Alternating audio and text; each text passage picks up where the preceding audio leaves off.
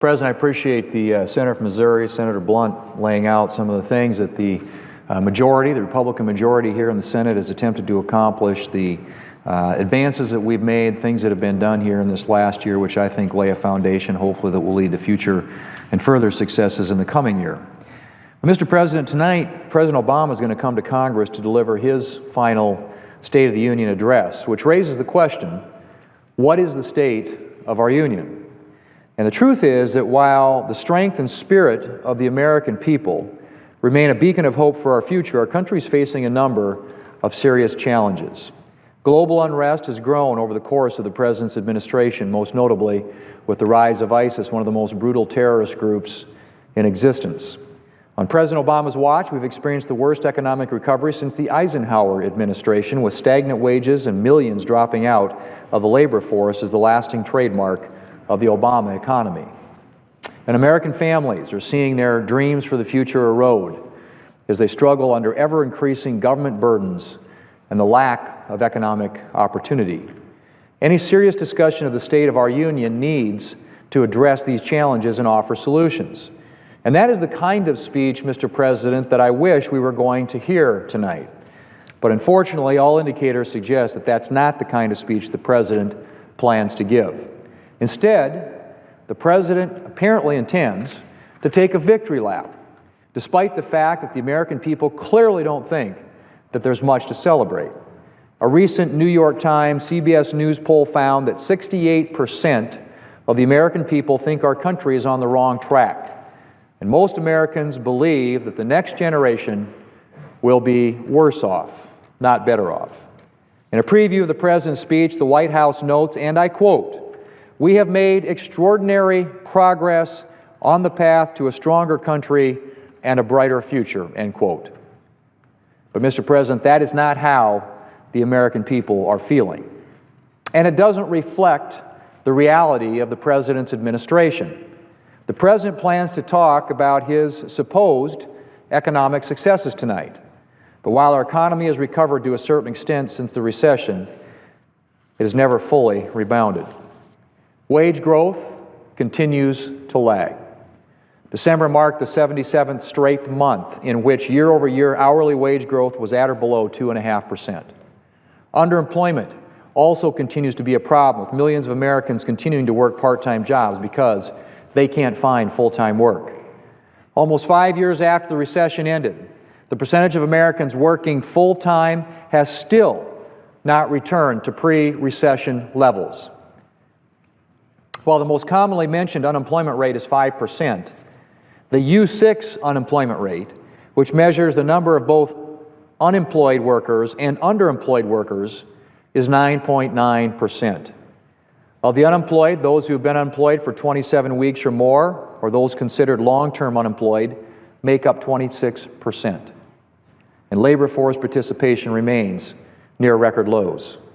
In short, stagnation has become the new normal for the economy under the Obama administration, and economic opportunities for families have been few and far between.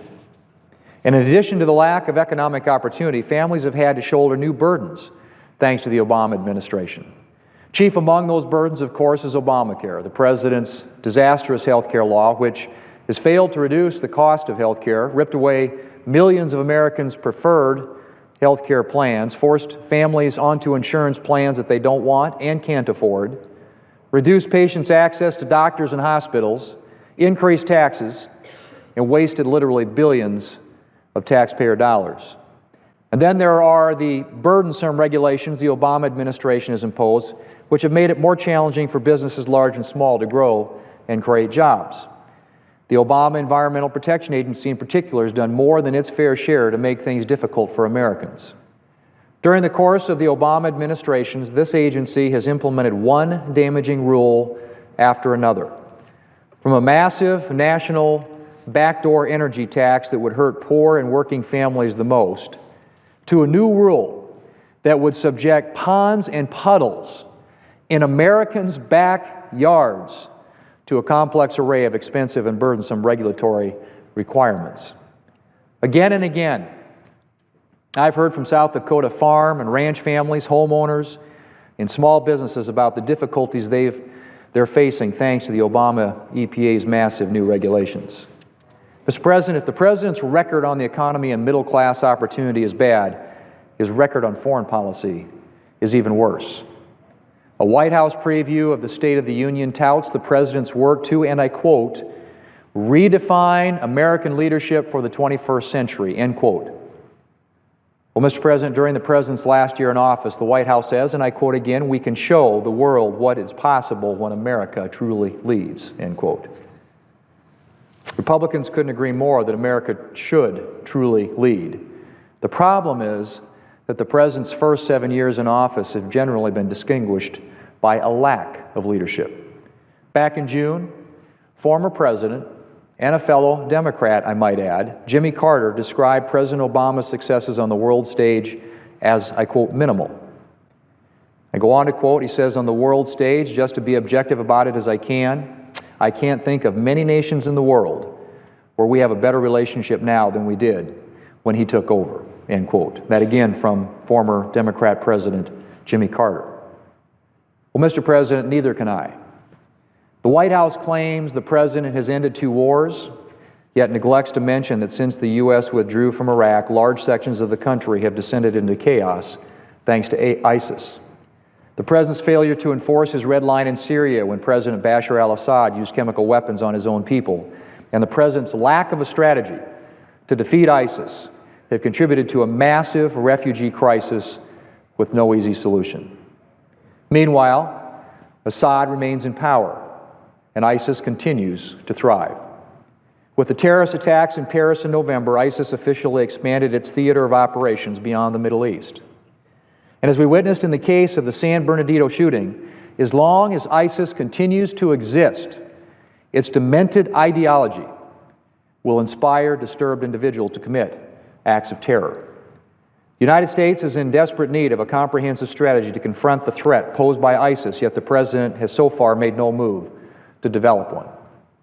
On another foreign policy front, the President has repeatedly touted his nuclear deal with Iran as one of the major foreign policy achievements of his presidency. Yet the agreement he signed actually improves Iran's long-term prospects for developing a bomb. And in a clear violation of UN restrictions, Iran recently tested a ballistic missile, demonstrating once again that it has in no way curbed its aggressive behavior. Elsewhere, Russian aggression has increased on the President's watch, and North Korea recently conducted yet another nuclear test. Mr. President, the Obama administration has left the American people with a host of problems at home and abroad. But once again, it sounds like President Obama's State of the Union address will fail to offer any substantive solutions. More than that, it sounds as if the President will largely ignore the problems. And that's unfortunate. The President is missing an opportunity to offer substantive solutions before turning the problems of his administration over to his successors. Mr. President, I don't want to give credence to those Obama administration accusations that Republicans are all doom and gloom. As I said above, I believe that the strength and the spirit of the American people mean that the future of America is always bright. But realizing that future requires understanding and developing solutions to the problems facing our nation, and that's something the President has been unwilling to do. Mr. President, Republicans have worked hard over the past year to make our economy stronger, our government more efficient and accountable, and our nation and our world safer and more secure. But there is a lot more work that needs to be done, and we need a partner in the White House who's willing to meet us halfway. We hope the President will use his last year of his presidency to work with us as we seek to address the challenges that are facing the American people. Mr. President, I yield the floor.